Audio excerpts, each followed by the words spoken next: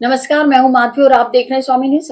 और अब समाचार विस्तार से। परिवादी रतन सिंह रावत ने न्यायालय में इस्तेगासे के माध्यम से एक्सट्रीम टोकन कंपनी के खिलाफ करोड़ों रुपए की धोखाधड़ी का मामला दर्ज कराया है। पुलिस के अनुसार जितेंद्र सिंह चारण नामक व्यक्ति ने परिवादी को झांसा देकर कंपनी में निवेश कराया, जिसमें परिवादी ने अपनी राशि के साथ साथ 7-8 अन्य लोगों की राशि भी निवेश की। इसके बाद आरोपी फरार हो गया। पुलिस ने यह भी बताया कि आरोपी ने परिवादी को कंपनी की शाखाओं के विदेशों में होने की जानकारी दी थी, जिससे उसे विश्वास में लिया गया। दिनांक 5/11/2024 को न्यायालय श्रीमान जेएम नंबर 4 अजमेर से धारा 175 क्लोज 3 CRPC BNSS के तहत न्यायालय से एक इस्तिगासा परिवादी रतन सिंह रावत पुत्र राजू सिंह रावत जाति रावत निवासी बड़लिया अजमेर का प्राप्त हुआ, जिस पर परिवादी ने बताया कि जितेंद्र सिंह चारण सड़क गुलाबदान निवासी पाली का रहने वाला था, जो वर्ष 2022 में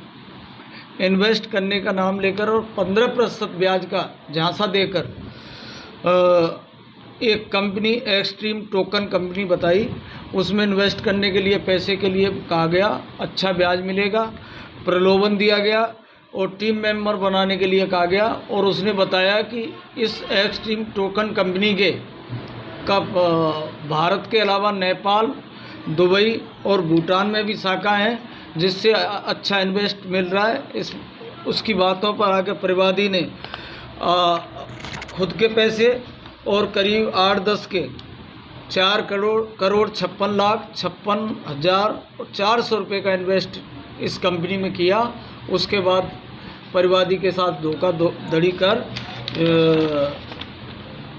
जितेंद्र सिंह चारण फरार हो गया, जिस पर इस हादसे का परिवाद प्राप्त होने पर थाना आजा पर प्रकरण दर्ज कर अनुसंधान किया जा रहा है। कौन सी कंपनी के नाम पे हुआ था? एक्सट्रीम टोकन कंपनी है। अच्छा, हाँ, एक्सट्रीम टोकन कंपनी है। न्यायालय के आदेश पर प्रकरण दर्ज किया गया है। प्रकरण दर्ज कर अनुसंधान किया जा रहा है। इस बार छठ पूजा पर्व का आयोजन लोहागल तालाब डी मार्ट के पास पंचशील नगर में धूमधाम से किया जाएगा। छठ पूजा का यह पर्व 7 नवंबर को सूर्यास्त होने से शुरू होकर 8 नवंबर को प्रातः सूर्योदय तक मनाया जाएगा। यह पर्व विशेष रूप से सूर्यदेव और छठी माता की पूजा का है, जिसमें उगते और ढलते सूर्य को अर्घ्य अर्पित किया जाता है। इस बार हम लोग छठ पर्व जो पंचशील में लोहागल तालाब में मनाने के प्रयास में कर रहे हैं। सब आदमी सोच रहे हैं जी यहीं किया जाए, और कार्य भी शुरुआत हो चुका है। सफाई अभियान भी अपने स्तर से सही हो रहा है।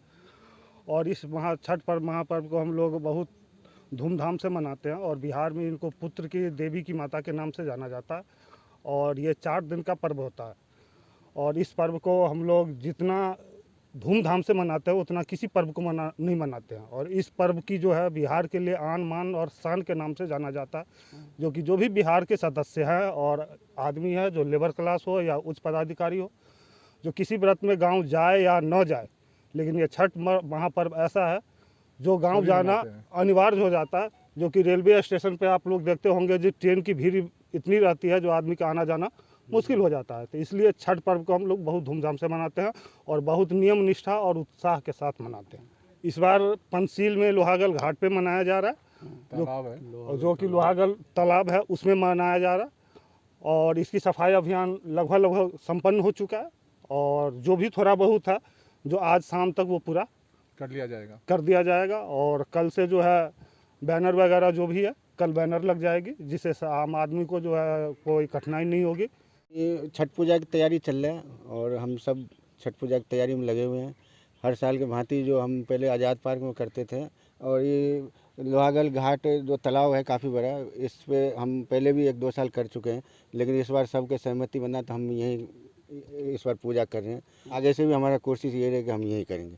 बहुत धूमधाम से मनाए, हम 5-6 दिन से लग रहे हैं। 7 तारीख को जो हमारे है जो मेन सूर्य डूबते हुए सूर्य को अर्घ दे के पर्व पूर्ण होता है, और 8 तारीख को है जो उगते हुए सूर्य को अर्घ दे के ये समापन होगा। ये खास करके यूपी बिहार से हम जुड़े हुए हैं, हम वहीं के हैं, तो खास करके ज़्यादातर ये बहुत बड़ा पर्व मानता है और वहीं यूपी बिहार में मनाया जाता है। और यूपी बिहार के जो भी नागरिक जहाँ भी कहीं भी है, अपने इंडिया से बाहर भी, वहाँ भी करीब सब भी मनाते हैं। घर में किसी को व्यवस्था नहीं है तो घर में मनाते, नहीं तो तालाब है जहाँ ऐसे जगह हम मनाते हैं। आज़ाद पार्क में थोड़ा छोटी भी पड़ते हैं और जो शाम के टाइम सूर्य अर्घ देने के समय रहते हैं या सुबह के, तो वो हर किसी को देखने में बहुत देख के अर्घ दिया जाता है, तो देखने में बहुत दिक्कत है। समाज बंधुओं के कहें हम लोग इस बार जितना भी कोशिश हो जाए अच्छा करें, सब आदमी का सपोर्ट रहे तो अगले साल इससे भी अच्छा करेंगे।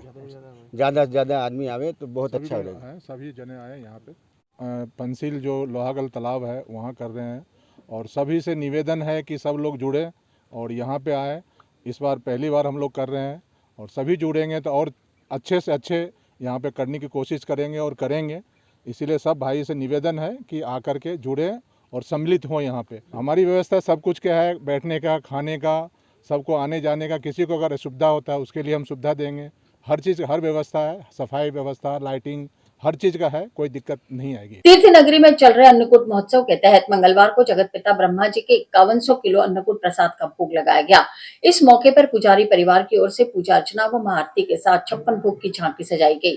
महोत्सव के अंतर्गत ब्रह्मा मंदिर में सृष्टि रचयिता ब्रह्मा जी का पगड़ी पहनाकर मनमोहक राजशाही श्रृंगार किया गया तथा 56 भोग की झांकी सजाकर 5100 किलो अन्नकूट का भक्तों में प्रसाद वितरित किया। तीर्थ नगरी में चल रहे अन्नकूट महोत्सव के तहत मंगलवार को जगत पिता ब्रह्मा जी के 5100 किलो अन्नकूट प्रसाद का भोग लगाया गया। इस मौके पर पुजारी परिवार की ओर से पूजा अर्चना व महाआरती के साथ 56 भोग की झांकी सजाई गई। महोत्सव के अंतर्गत ब्रह्मा मंदिर में सृष्टि रचयिता ब्रह्मा जी का पगड़ी पहनाकर मनमोहक राजशाही श्रृंगार किया गया तथा 56 भोग की झांकी सजाकर 5100 किलो अन्नकूट का भक्तों में प्रसाद वितरित किया गया। ब्रह्मा मंदिर में पुजारी लक्ष्मी निवास कृष्ण गोपाल, कमलेश, कृष्ण, वैभव, सुधांशु, हितेश वशिष्ठ ने ब्रह्मा जी की महाआरती कर प्रसाद वितरण किया। पुजारी जुगल वशिष्ठ ने बताया कि इस मौके पर मंदिर में फूल बंगला सजाया गया।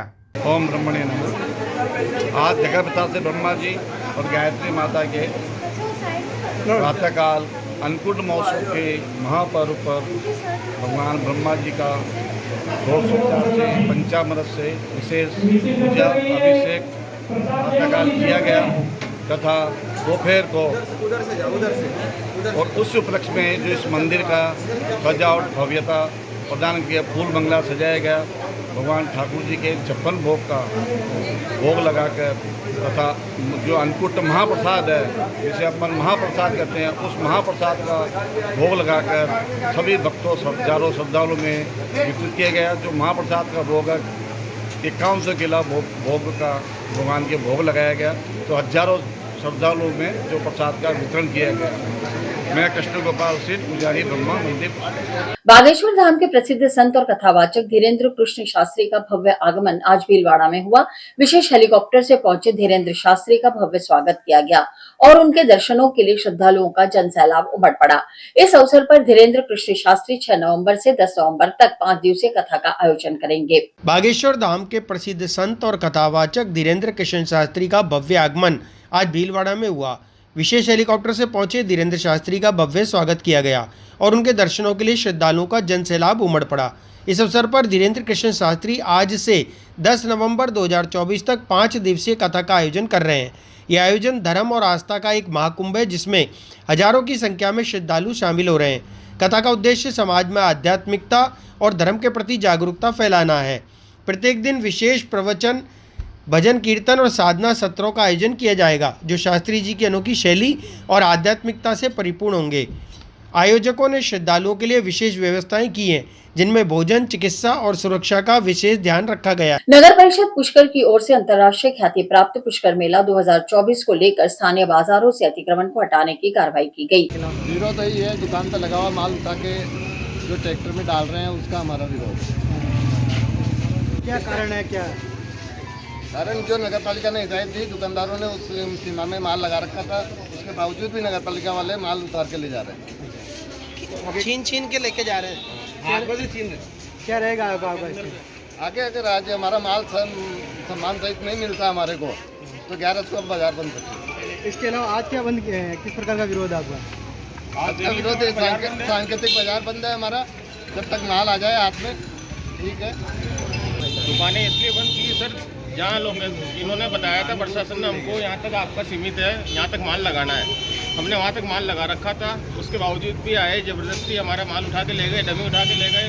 बाहर टेबल पड़ी थी उसको भी ज़बरदस्ती छीन के ले गए हमसे। आगे क्या रहेगा आपका? आगे अगर हमारा माल अभी दे देते हैं तो ठीक है, और वैसे 11 की दुकान मंगल रहेगी, पूरा बाजार बंद रहेगा। रवि अग्रवाल। मेले को देखते हुए जो दुकान के बाद इन्होंने 10 से 15 मिनट तक रखा था, उनको पाबंदी किया गया है, कुछ उनका सामान जब्त किया गया है और ये सब प्रशासनिक आदेश में किया जा रहा है। कब तक चलेगी ये कार्रवाई? कंटिन्यू सबसे अपील की जाती है कि कोई अपना सामान जो है अंदर ही रखें। आपका नाम और पता? आपका नाम? आगरा गेट स्थित प्राचीन गणेश मंदिर के पुजारी ने बताया कि इस बार देवउठनी 12 नवंबर को है और इसी दिन से हिंदू धर्म में मांगलिक कार्यों की शुरुआत होगी। उन्होंने बताया कि पिछले 4 महीने से मांगलिक कार्यों पर रोक थी क्योंकि इस दौरान देव शयन में थे। अब 12 नवंबर को देवउठनी 11 के अवसर पर समस्त मांगलिक कार्य पुनः प्रारंभ हो जाएंगे। देवउठनी 11 देव दिवाली, इस दिन अपनी असली दिवाली है साहब। इस दिन भगवान तुलसी का विवाह भी होता है और विष्णु भगवान क्षीर सागर से 4 महीने में जो विश्राम करते हैं वो जागृत होकर के समस्त संसार का संचालन करते हैं। तो अब आज इससे शुभ कार्य प्रारंभ हो जाते हैं। आज से भगवान गणेश जी महाराज के शादी विवाह वाले गणेश जी नोतने के लिए आने लग गए। इससे शुभ कार्य, गृह प्रवेश, जड़ूला, मकान का मुहूर्त, वाहन का व्यापार प्रारंभ हेतु सभी शुभ कार्यों की पुनरावृत्ति 12 नवंबर की देवउठनी 11 है। इस दिन घर के चारों कोनों के अंदर दीपक जलाने चाहिए, घर की छत के ऊपर और घर की दक्षिण दिशा के अंदर सरसों डालनी चाहिए, जिससे कभी रोग शमन होती है। और घर के पूर्व दिशा के अंदर हरे मूंग, पूर्वी रक्षतु गोविंद, आग्नेय, ऐसे आप तो भगवान विष्णु का नाम लेकर के जो मंत्र जान नहीं जानते हैं, हरे मूंग को करके मुख्य द्वार पर डाल करके मुख्य द्वार पर दीपक जला करके और जल का छींटा लगा देना चाहिए और 5 बार ओम ओम बोल करके भगवान विष्णु का शांताकारं भुजंग शयनम पद्मनाभं सुरेश्वरम विश्वाधारम गगन सदृशम वेगवर्णम शुभांगम लक्ष्मीकांतम कमलनयनम योगमिच्छानगम्यम वंदे विष्णु भवन सभवयनम सर्वे लोकैकनाथम। भगवान विष्णु का ध्यान करके सर्वप्रथम गणेश जी महाराज की पूजन करें, लक्ष्मी जी सरस्वती का पूजन करें और विष्णु भगवान लक्ष्मी का पूजन करके और हो सके तो पीले वस्त्रों का दान करें। चने की दाल का, तांबे का लोटे का दान करना बहुत ही विशेष शुभ बताया। अच्छा, कब तक रहेंगे ये सब? ये साहब 4 महीने सावे, अब ये फरवरी 14 दिसंबर तक सावे चलेंगे। 14 दिसंबर के बाद फिर 1 महीने का वनवास लग जाएगा, उसको 14 जनवरी तक ये सावे पुण्य बंद हो जाएंगे। 14 जनवरी बाद पुण्य प्रारंभ हो जाएंगे। घनश्यामाचार्य गायत्री शक्तिपीठ की ओर से आज पुष्कर के गुरुद्वारा बस स्टैंड के पास स्थित गायत्री शक्तिपीठ से दिव्य ज्योति कलश यात्रा का शुभारंभ हुआ। पुष्कर राज की परिक्रमा करके राजस्थान के 7 संभागों के लिए यह दिव्य ज्योति कलश रवाना हुए हैं। गायत्री शक्तिपीठ के आचार्य डॉक्टर सुरेश कुमार वैष्णव ने बताया कि शताब्दी वर्ष के उपलक्ष्य में दिव्य कलश यात्रा 7 संभागों में जाकर शिक्षा सहित जन जागरण का कार्यक्रम करेंगे। दिव्य ज्योति कलश यात्रा गायत्री शक्तिपीठ पुष्कर से ये प्रारंभ होने जा रही है। राजस्थान भर के 7 संभागों में 7 दिव्य ज्योति कलश आज अभी 12-12:15 बजे पूजन के साथ पुष्कर में पुष्कर राज की परिक्रमा करते हुए प्रस्थान करेंगे और ये अलग अलग संभागों में जाकर और जो दिव्य ज्योति अखंड दीपक जिसके सम्मुख युग ऋषि पंडित श्री राम शर्मा आचार्य जी ने 24 साल तक 24 गायत्री महामंत्र के 24 महापुरुष शरण किए और वो तब से लेकर अब तक शांति कुंज हरिद्वार में अखंड दीपक के रूप में प्रज्वलित है, जहाँ पर हजारों की संख्या में साधनाएं संचालित होती आ रही है। उसी के शताब्दी वर्ष इस वर्ष 2026 में मनाई जा रही है। संयोग है कि आचार्य श्री की सहयोगिनी धर्मपत्नी वंदनीय माता भगवती देवी शर्मा, उनकी भी जन्म शताब्दी वर्ष है। तो ये अखंड दीपक और माता जी के जन्म शताब्दी वर्ष के अंदर ये आज यहाँ पुष्कराज से ये दिव्य ज्योति कलश पूरे राजस्थान में घूमेंगे।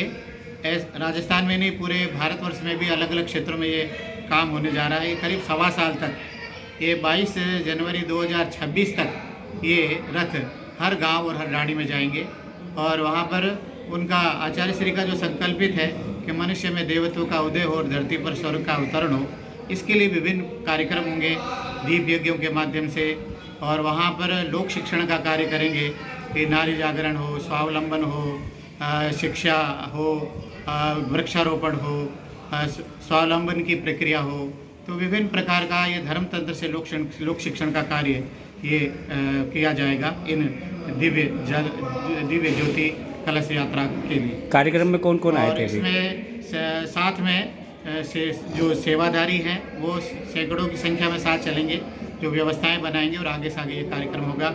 आज इस कार्यक्रम को शुभारंभ के लिए हमारे शांति कुंज हरिद्वार के जो व्यवस्थापक हैं श्रीमान योगेंद्र गिरी जी वो हैं, उसके साथ में श्री ओम प्रकाश जी अग्रवाल जो राजस्थान जोन प्रभारी है, श्री गौरी शंकर जी सैनी हैं जो राजस्थान शांति कुंज हरिद्वार से राजस्थान के प्रभारी हैं। बाकी पुष्कर के हमारे संत हैं, पाठक जी महाराज हैं, श्री नंद शरण जी महाराज हैं और सैकड़ों की संख्या में पूरे राजस्थान के अलग अलग संभागों से आए हुए गायत्री परिजन हैं जो अभी मेला ग्राउंड से ये दिव्य ये कलश को लेकर जाएंगे अपने क्षेत्र में घुमाने के लिए। आपका नाम? वाल्मीकि समाज की ओर से आज नगर निगम के बाहर प्रदर्शन किया गया। समाज के लोगों ने मुख्यमंत्री से वाल्मीकि समाज के लिए अनुभव प्रमाण पत्र की बाध्यता को समाप्त करने की मांग की। समाज ने चेतावनी दी कि यदि उनकी मांगे पूरी नहीं होती तो वे आंदोलन करेंगे। जी भैया, आज हम वाल्मीकि सेना के अनुभव को लेकर प्रदर्शन करने हैं, जो कि हमारे समाज से अनुभव मांगा जा रहा है। वाल्मीकि समाज से हम चाहते हैं कि उस समाज से अनुभव नहीं लिया जाए, क्योंकि हमारा समाज जो है वाल्मीकि समाज वो जाति से जन्म जाति से ही ये सफाई का कार्य करता हुआ आ रहा है। अगर अब सरकार को अनुभव चाहिए तो अदर समाज से अनुभव की प्राथमिकता रखे, ना कि हमारे किसी समाज से। और जो हमारे लोगों में डोर टू डोर वाले हैं और बहुत से जो अदर फील्ड में काम कर रहे हैं उनको किसी को भी अभी अनुभव नहीं मिला है। उस विरोध को लेकर भी हम कि भाई हमारी जो लास्ट डेट थी 6 वो 6 निकल गई है। अब आप देख रहे हो जिस प्रकार से अभी हमने 15 दिन का और अवगत मांगी है मुख्यमंत्री जी को कि भाई तारीख बढ़ाई जाए।